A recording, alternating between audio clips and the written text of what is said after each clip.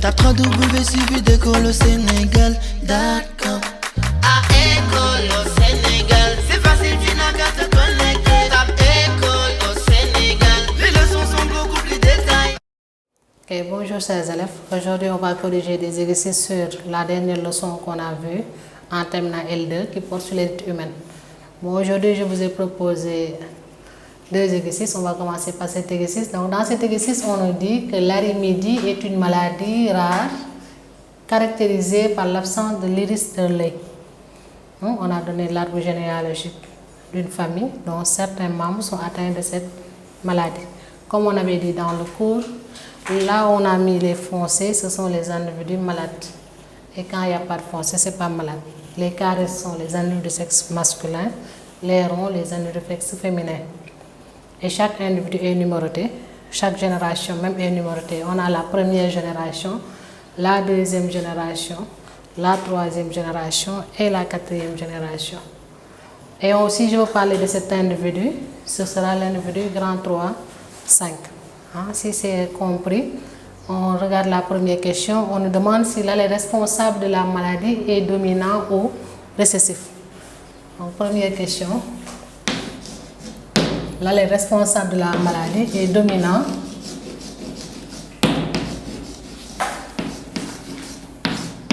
ou récessif.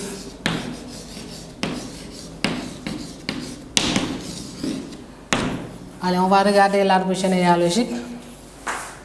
On avait dit dans le cours quoi? Si vous avez deux individus sains qui ont un enfant malade, ça veut dire que c'est récessif.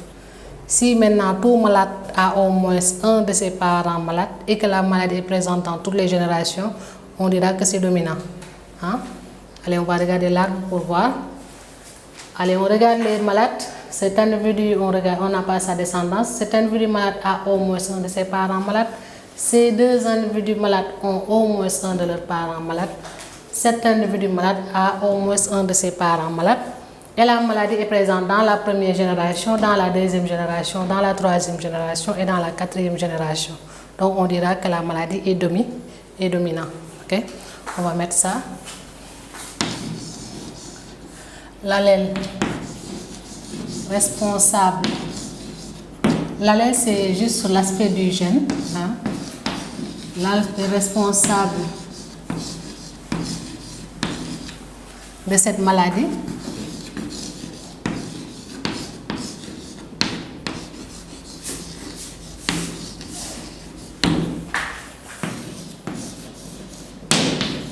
Est dominant.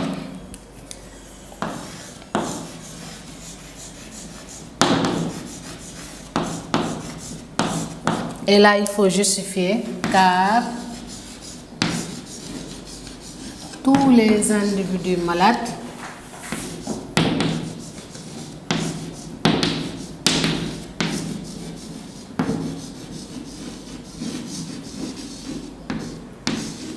ont au moins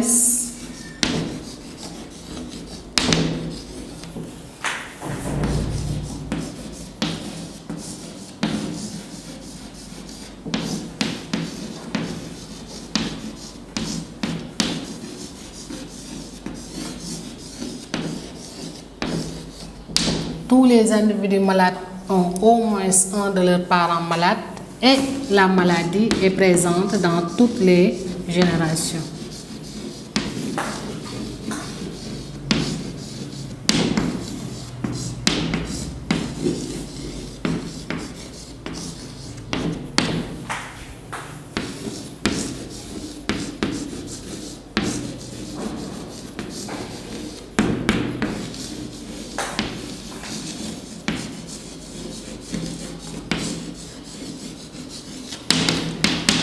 Donc, on a répondu à la première question avec justificatif. Même si ce n'est pas demandé, il faut justifier.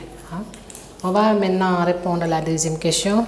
La deuxième question, on nous demande de déterminer le mode de transmission de la maladie. Détermine le mode de transmission de cette maladie. Maintenant, la maladie, on a déjà montré que c'est dominant. Il faut maintenant montrer que c'est soit porté par les autosomes, soit portés par les chromosomes sexuels. Et pour rappel, dans le cours, on avait dit que les chromosomes chez l'espèce humaine sont au nombre de 46.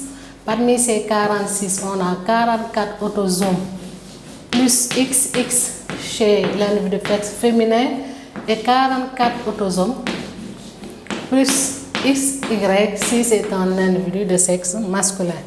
Maintenant, nous allons voir si c'est porté par les gonosomes ou chromosomes sexuels Y. Est-ce que c'est porté par le gonosome ou chromosome Y sexuel X ou bien est-ce que c'est porté par les autosomes? Maintenant, en terminant L2, il faut savoir que le programme, tout ce qu'on vous donnera, ce sera autosomal parce que le programme, on s'arrête à la transmission autosomale. Mais il faut justifier que c'est autosomal. Et pour justifier que c'est autosomal, on va d'abord supposer, montrer que ce n'est pas Y. On va montrer que ce n'est pas porté par le chromosome sexuel ou gonosome X. Et donc, si ce n'est pas porté par les gonosomes X ou Y, c'est forcément porté par les autosomes. Alors, pour répondre à cette deuxième question, on va partir d'hypothèse. On va mettre cas du gonosome Y. Le gonosome, on l'appelle également chromosome sexuel. Maintenant, en regardant notre arbre généalogique, est-ce que la maladie est portée par le chromosome Y? Si c'est porté par Y, on ne doit pas avoir de filles malades, parce que comme je l'ai écrit ici, les individus de sexe féminin n'ont pas de chromosome Y, ils ont 2 chromosomes X. Allez, on regarde l'arbre généalogique. Ces individus sont des garçons, mais regardez, le grand 1, 2, le grand 3, 2, de même que le grand 4, 1, sont des filles et portent la maladie. Ça montre que la maladie n'est pas portée par le chromosome sexuel Y. On mettra, comme on a fait ici, le gène ou bien l'allèle responsable de la maladie n'est pas porté par Y, car il y a des filles malades.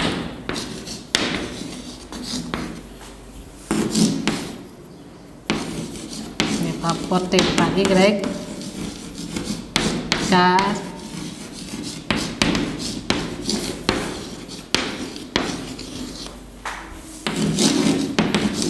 il y a des filles malades. Bon.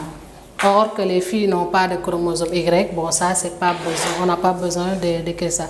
Juste dire que là les responsables de la maladie n'est pas porté par Y car il y a les filles malades et on sait que les filles n'ont pas de chromosome Y. Allez, maintenant on va voir le cas du gonosome X. On va supposer que c'est porté par X et justifier que c'est pas porté par X. Donc quand on dit gonosome X ou gonosome, on l'appelle chromosome sexuel X. Ok. Tout à l'heure, nous avons dit que la maladie est dominante. L'allèle responsable de cette maladie est dominant. Hein? Maintenant, la règle nous dit que quand le gène responsable d'une maladie est dominant et porté par X, tout homme malade doit avoir toutes ses filles malades. Puisque l'homme porte X, Y. S'il porte X malade, il va donner à toutes ses filles X malades. Et puisque on a dit que c'est dominant, peu importe ce que donnera la mère, même si elle est normale, les filles ont 2 X. Le X malade provient du père et l'autre X normal, petit n, provient de la mère. Et puisque malade est dominant, la fille sera forcément malade. C'est pour ça la règle nous dit si le gène responsable d'une maladie est dominant et porté par X, toute fille malade doit avoir son père malade. Et elle aura aussi, bon, toute fille malade a, tout père malade a toutes ses filles malades. Hein? C'est ça que je dis, tout père malade a toutes ses filles malades. Allez, on va regarder les filles malades et même les pères malades. Où est-ce qu'on a ici? Il n'y a que cette génération, grand 2, où on a un homme malade et qui a une descendance. Allez, cet homme malade, grand 2, a une fille malade, mais a une fille saine. Hein? Si c'était porté par X, toutes ces filles devaient être saines. On est d'accord. devait être malade, autant pour moi. Puisqu'il est malade, si c'était porté par X, puisqu'il transmet X à toutes ses filles devaient être malades. Or, tel n'est pas le cas, parce que la fille grand 3 n'est pas malade. On dira quoi? Le gène ou bien l'allèle responsable de cette maladie n'est pas porté par X, car si tel était le cas, la fille grand 3 hériterait un X malade de sa père et devait être malade. Or, tel n'est pas le cas. Bon, on va mettre le gène, bien on met toujours l'allèle. L'allèle responsable de cette maladie n'est pas porté par X.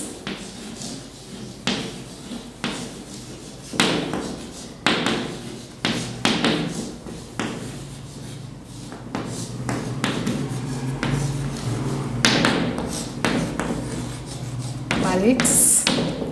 Hein? Et là, je suffit. Je peux effacer.